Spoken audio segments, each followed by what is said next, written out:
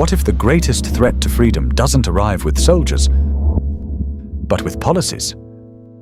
What if control grows quietly, while we scroll, study, and look away? And what if the next generation is the last line of defense? Every generation believes liberty is permanent, that progress only moves forward, that freedom is the default setting of society. History tells a different story. Freedom has never been permanent.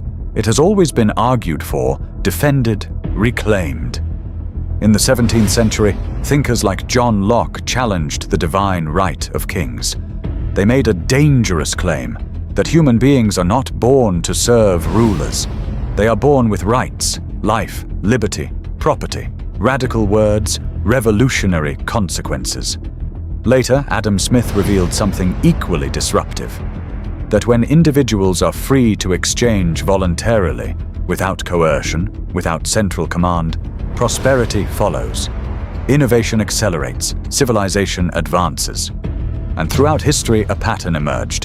Where liberty expanded, human potential expanded with it. But every era makes the same mistake. It assumes freedom is secure. It assumes liberty will survive on its own.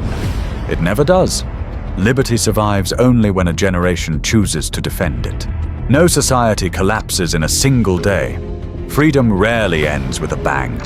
It erodes quietly, policy by policy, crisis by crisis, exception by exception.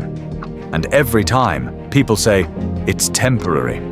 Today, control doesn't always look like force. It looks like convenience. It looks like safety. It looks like comfort.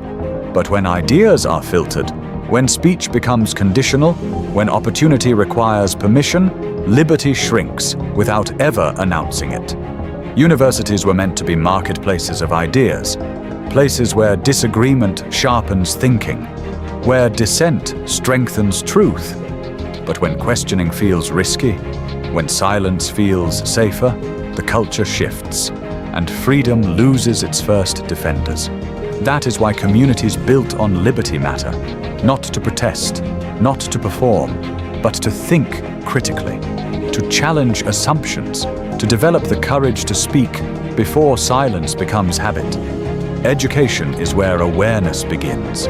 Leadership is where responsibility forms, and empowerment is where ideas leave the classroom. This is how liberty survives, not through outrage, but through prepared minds. Liberty is not preserved by memory, it is preserved by participation, by people willing to ask difficult questions, even when it's uncomfortable. Freedom survives where understanding is taken seriously. Growing up, I never questioned the government and its authority around me. I thought the progress is going to come from the government. But after learning about the philosophy of liberty, I realized that something is powerful. To Student for Liberty, I learned responsibility. I learned about the ideas of individual rights. I learned that leadership is not about gaining power. It's about empowering everyone around you. It's time for a generation to step forward and work for liberty. If we did not step forward, the world will be left with very few choices.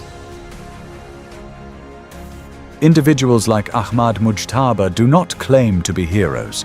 They organize conversations, they challenge assumptions, they create spaces where ideas compete freely. And that, quietly, is how liberty survives. Students for Liberty is not an abstract philosophy. It is students choosing responsibility, hosting debates, studying economic principles, defending free speech, connecting ideas to real-world consequences. Liberty is strongest when it is understood. 3 centuries ago, John Locke argued that rights belong to individuals. Adam Smith showed how freedom creates prosperity.